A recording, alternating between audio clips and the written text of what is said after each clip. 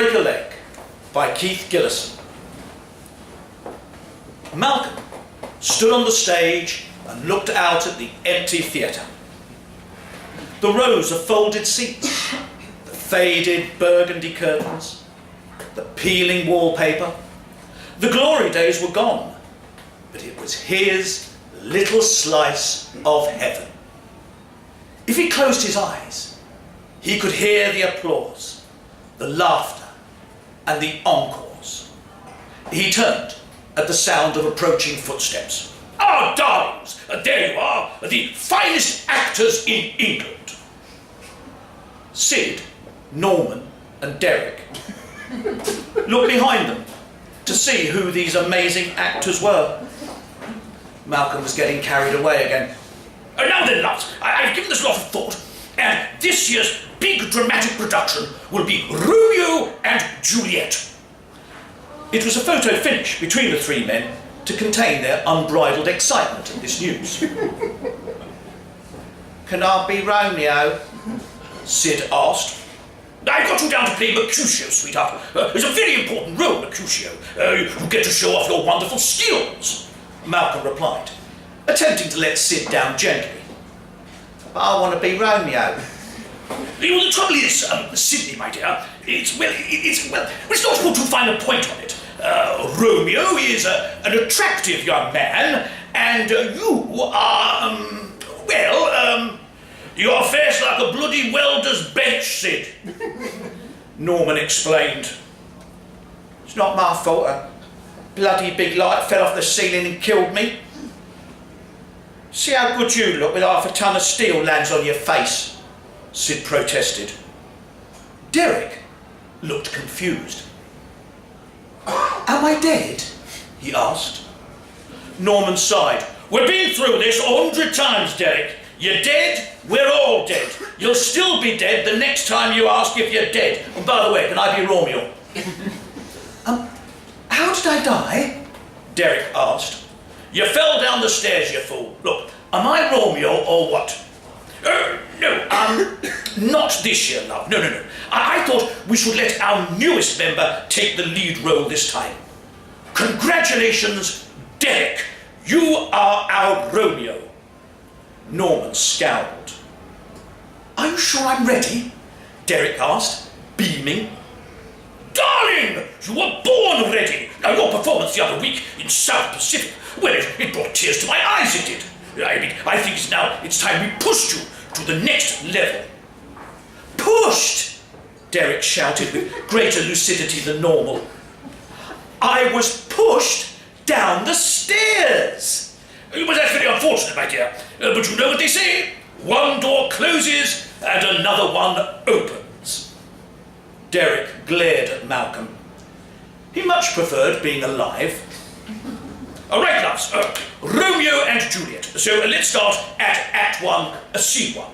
Norman, you can be Abraham. Sid, you are Samson. And Derek, you will be Gregory. We'll work the rest out later."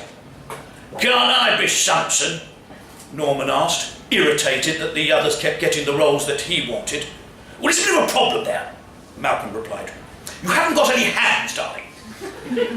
So how are you going to bite your thumb without any hands?" Norman sulked.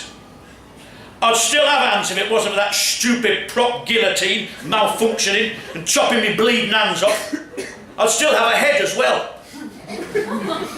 Norman wanted to put his stumps on his hips to give his harumph the proper treatment it deserved, but as usual, they were otherwise engaged in the important act of carrying his severed head. Sid and Derek began acting out Scene 1, while Malcolm and Norman observed. "They may be more wooden than a woodshed in a timber yard, but by God, I will make actors out of them," Malcolm thought to himself. It had been his life's dream to be a top theatre director. Fate had decided that would not be the case. Where life had cheated him, though, the afterlife was a world of opportunity. if he could just recruit a few more members to his theatre company, they'd really be on their way. Pickings was slim. He just couldn't understand why the dead weren't queuing up to spend eternity reciting Shakespearean monologues. But possibly it was because, as Malcolm's audience, they'd already spent what felt like eternity watching Shakespearean monologues. Cultural entertainment options were somewhat limited for the deceased spectator. "Oh, that's lovely, that is. It's lovely!" Malcolm gushed over Derek and Sid's performance. "No, I'm feeling it. I really am. Now, if I could just offer one teeny little bit of advice, though. Now, don't hold back, my dears. No, let it all out. I'm sure we can squeeze just one more teensy little bit of passion out of you." "We're doing our best, Malcolm. We didn't all go to RADA, you know," Sid replied in exasperation. No, Sydney, I'm trying to help, my dear. Don't get upset at little old me. If I say anything, it's only because I care.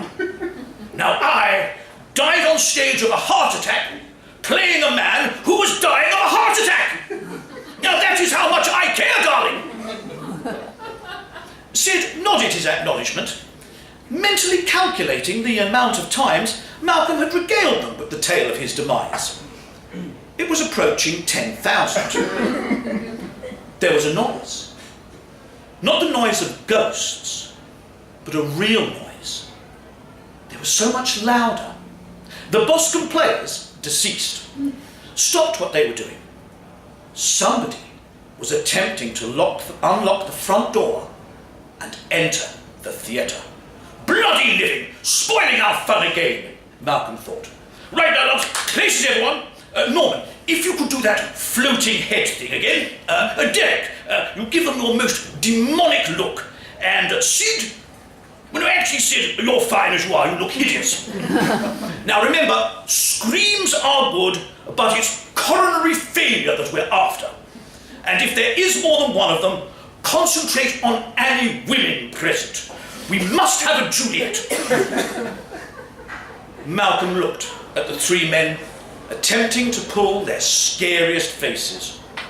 Now, bless their little cotton socks. They mean well, but they couldn't frighten a nervous child. He'd have to lend a hand again. A faulty guillotine here, a loose light fitting there, a good hard shove in the back. He knew what to do.